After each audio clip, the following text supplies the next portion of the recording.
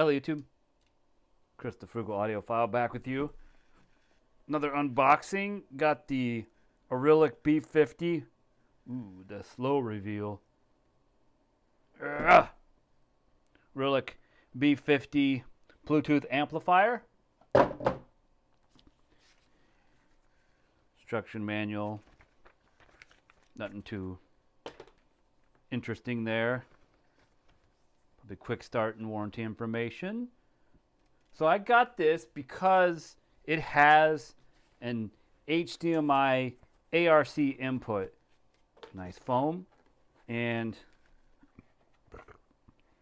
here it is. Oh, let's see. Get it out of here. Oh, okay, there we go. Ah, it's a good size unit. Wow, look at that. This is a Class D amplifier, but looky here, we have an HDMI input. Now, I have heard some people having issues getting ARC to work, so I'm curious how that's going to go. Going to give it a shot on my TCL Roku TV. It's just right over here in the living room. But that's the unit. A little bit bigger than a lot of the SMSL, IEMA, and topping units I've seen, except for their more expensive line. And speaking of price, this was $130 plus shipping. So not real expensive. Nice knob. Clicks in, probably to do your input selection here. Standby button. I'm pretty sure this does have a remote. Should be in the box here. So we got this nice Kaizen foam. Yeah, so here's other supplies. Come on. Oh, it's a box. Look at this. Look at this. All right. Part of a power cord. Probably the rest of it. Some antennas. Oh, interesting remote, huh? It's kind of like a rounded off remote. Now, this did ship directly from China, so this is very much unabashedly a Chinese product. And that's okay. I mean, just because it's Chinese doesn't mean that it's bad. But because of that, it took a couple weeks to get here.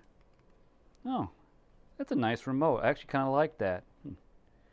There's your input selection down here, volume. I mean, it's not real weighty. It doesn't have any batteries in it. It's very much thin plastic, but if you can hear that. Has a nice clicky sound to it.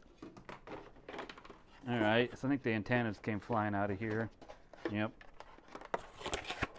Should be another one somewhere. I know that I will need those. I'm pretty sure there's two of them. I'll find it. So just your standard Bluetooth antenna. This does not have Wi-Fi, and I'm guessing this is the power brick. Wow, look at that power brick. It's almost as big as the unit. Not really. So, like when you add these two together, yeah, it makes for a pretty big unit. So some units will just have this, you know, inside, making them bigger and heavier, but all it is a power brick they put inside of it to make it seem of higher quality or to make it seem heavier. But actually having external is better, because if your power supply goes bad, then you're not stuck. Oh, there they are, both the antennas. They were in there. I thought so. You're not stuck with a broken unit, so you just replace this power supply. And this couldn't come in a better time, because last week my SMSL DA8S finally gave up the ghost. Well, actually I haven't had it that long, only 2 or 3 years, so that's kind of a bummer. I might be able to fix it. I'm not sure quite yet.